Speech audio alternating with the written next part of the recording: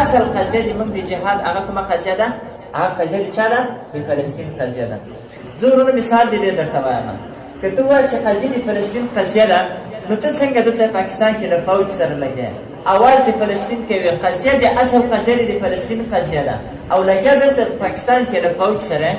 ورونه زه اوس د دې یو ښه مثال درته وایم، یوه نوې خبر درته کوم. هغه نوې خبر دا ده ورونو، تاسې ولیدل چې نن د غزې په مقابل کې د غزې د مجاهدینو په خلاف باندې چې د دوی له اسلحې واخلي، دوی خانصلا کې او فلسطین د اسرائیلو لپاره وطن وګرځوي، دا مستعمره کې دا اشغال پاتې شي. د دې لپاره یوه نوې طرحه دنیا کې جوړه کړله چې مشرۍ خپل ټرمپ کوي. ورونه په دغه طرحه کې د دنیا حکومتونو د دنیا فوجونه راټول شو چې یو له هغو نه څه شي وو؟ هغه د پاکستان فوج هم ده. یا مثال لکه زه یو لنډه خبر بله درته کوم. وایي فلسطین په جهاد کې د غزې جهاد چې د اقصا په ننګ باندې راپورته شوی قیادت ته یو حرکت د اسرائیلو په خلاف باندې جهاد کوي. ورونه دلته دوه صفه دي. یو هغه صف ده چې کوم د اقصا ازادي غواړي مجاهدین د په غزه کې جهاد کوي د اسرائیلو په خلاف باندې، او دویم صف هغه صف ده چې هغه د اسرائیلو صف ده، هغوی دغه فلسطین اقصا د اسرائیلو لپاره غواړي، د اسرائیلو استعمار لپاره غواړي. څو صفه شول دلته ورونو؟ دوه صفه شول. څو صفه شول؟ دوه صفه. یو صف د مجاهدینو شو، د غزې د مجاهدینو. دویم صف د اسرائیلو شو. زه اوس د دې یو نن مثال درته، چې موږ په پاکستان کې جهاد کوو، نو دا څنګه موږ شهیدان کېږو هم د اقصا په رنګ باندې شهیدان یو. که موږ جهاد کوو هم د جهاد اصل قضیه مثلا موږ د فلسطین تر قضیې پورې وتړو. هغه داسې ده ورونو، مثال په توګه درته وایم. نن یوه نوې طرحه جوړه شوله. طرحه داسې جوړ شو کله چې اسرائیلو جنګ وکړه د غزې د مجاهدینو په مقابل کې دوی ناکامه راغلل، زور یې ورباندې ونه رسېده. نوې طرحه جوړه شوله، د دنیا نه فوجونه راټول شول، د دنیا نه کومک وغوښتل د څه شي په خلاف باندې؟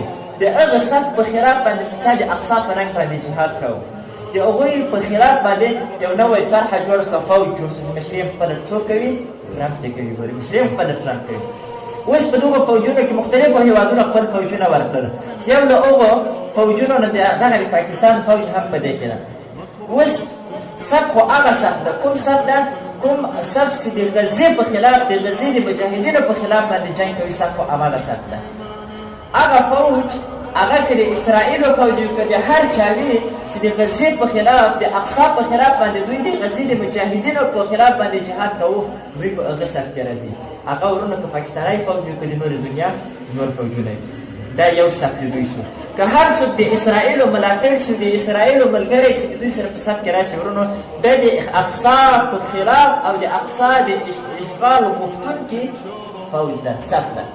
دویم صف چې ده د هغه صف ده چې څوک د غزې د اقصا ازادۍ غواړي، چې د هغوی قیادت په غزه کې ده. اوس د نورې دنیا مسلمانان څنګه کولی شي چې د دغه صف ځانونه ملګري کړي؟ ورونه صفونه خو دوه شول. زه اوس یو مسلمان یم، زه په پاکستان کې اوسم، زه په اسلام آباد کې اوسم، زه په کراچۍ کې اوسم، زه په پېښور کې اوسم، خو زه اوس راجدېږم، زه غواړم چې د اقصا په ننګ شهید سم، زه غواړم چې په هغه غزا کې شامل سم چې کومه غزا د غزې مجاهدین د اسرائیلو په خلاف باندې کوي. هغو شهیدانو د قدس د ازادۍ په خاطر زه شهید سم، د قدس د ازادۍ غوښتونکو په صف کې راسم. ورونو زه اوس په دې صف کې ځان داسې راوستی سم چې زه راجګ سم په پاکستان کې هغه فوج په نښه کړم کوم فوج چې د اسرائیلو په صف کې شامل شوی ده، کوم فوج چې د اسرائیلو په صف کې شامل فوج ده، کوم فوج چې د اقصا د اشغال او استعمار غواړي، په هغه فوج باندې زه برید په کراچۍ کې وکړم، زه په پېښور کې ورباندې وکړم، زه په پاکستان کې ورباندې وکړم، یا په نوره دنیا کې وکړم. دا فوج کوم فوج و؟ دا په هغه فوج چې د چا په صف کې راغی؟ د اسرائیلو په صف کې راغی. زه چې د دغه اسرائیلو د صف په خلاف باندې ټوپک پورته کوم، زه د چا په صف کې راغلم؟ زه د هغه صف کې راغلم څوک چې د اقصا څه غواړي؟ د اقصا ازادۍ غواړي. نو زه په دې صف کې راغلم. ورونو په دې ځای کې هم په نوره نړۍ کې هم مسلمانان کولی شي، امت ځوانان کولی شي چې په هغه صف کې ځان راوړي چې کوم صف د ازادۍ غوښتونکو صف ده. ورونو تاسو په زړاو باندې خو کار نه کېږي، تاسو د منبر په سر باندې په نمایشي زړه خو کار نه کېږي، په غزه کې دا حال ده.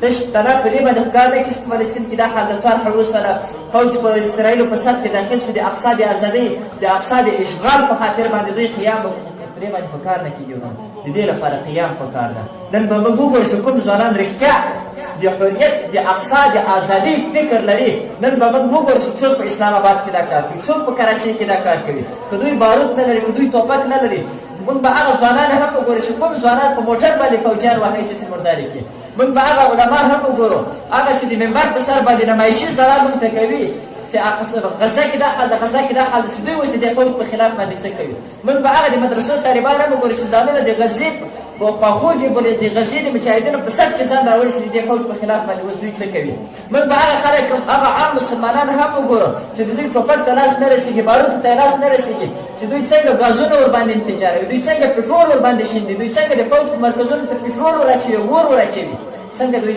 ځانونه په هغه صف کې راوستلی شي چې هغه صف د اقصا د ازادۍ صف ده د هغو چا په خلاف باندې چې هغه د اقصا استعمار غواړي د هغو خلکو په خلاف باندې څنګه ځانونه راوستلی شي ورونه دا یوه مهمه نقطه ده نن هغه ورځ را رسېدلې نن هغه امتحان را رسېدلی چې څوک په دې صف کې ځان راوړي څوک په دې صف کې ځان راوړي څوک د اقصا په ننګ باندې ځان قربانوي او څوک د اسرائیلو په ننګ باندې ځان مرداروي څوک د اقصا د قدس هغه پاک او سپېڅلی شهید ګرځېږي او څوک د اسرائیلو د فوج ملاتړ کوي څوک د دې ملاتړ کوي چې هغه اقصا د استعمار وساتل شي